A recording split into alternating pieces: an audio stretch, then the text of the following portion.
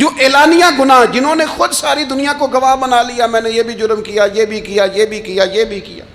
خود انہوں نے لوگوں کے، بہت بڑے غافل آدمی کی علامت ہے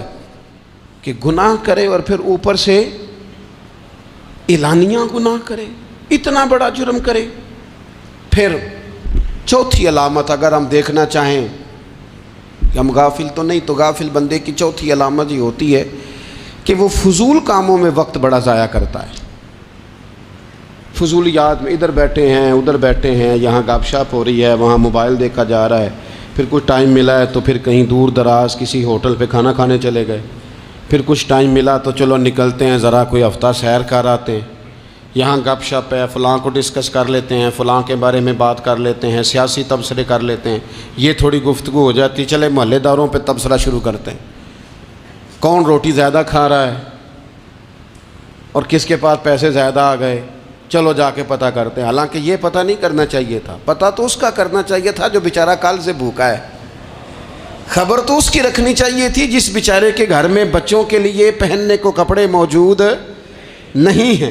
اس پر تبصرہ یہ کرتے ہیں کہ یہ محنت کیوں نہیں کرتے، اور اگر کسی پر اللہ عطا کر دے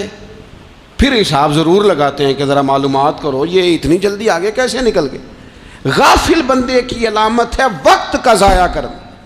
اور فضول کاموں میں ضائع کرنا اور بلا وجہ ضائع، اور ایسے سوالات کرنا جن کی ضرورت ہی کوئی نہیں،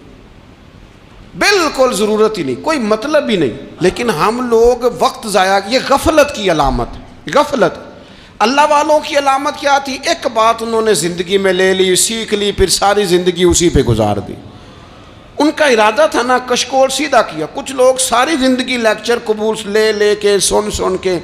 پھر بھی سمجھنے کو تیار، یہ غافل دل کی علامت ہے۔ اس لیے نبی پاک صلی اللہ تعالیٰ علیہ وسلم نے فرمایا دو نعمتیں ایسی ہیں جن میں اکثر لوگ غفلت میں ہیں، ایک صحت اور دوسری فراغت۔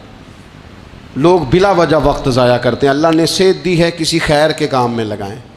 اگر آپ کے پاس فارغ وقت ہے تو قرآن پاک کو یاد کریں، ترجمہ اور تفسیر سے پڑھیں، محبوب پاک علیہ السلام کی احادیث کو یاد کریں، اللہ والوں کی باتیں سنیں۔ وقت ملے تو عبادات میں لگائیں، نوافل میں لگائیں، تلاوت میں لگائیں، ذکر اذکار میں لگائیں، اور پھر اللہ مزید توفیق عطا کرے تو کسی کے بھلے میں وقت لگائیں، گلی سے کوئی کانٹا اٹھائیں، کوئی روڑا اٹھائیں، کوئی کسی کی مدد کریں۔ لیکن یہ غافل ہونے کی علامت ہے کہ اپنے وقت کو ضائع کرنا۔ اور پھر اسی طرح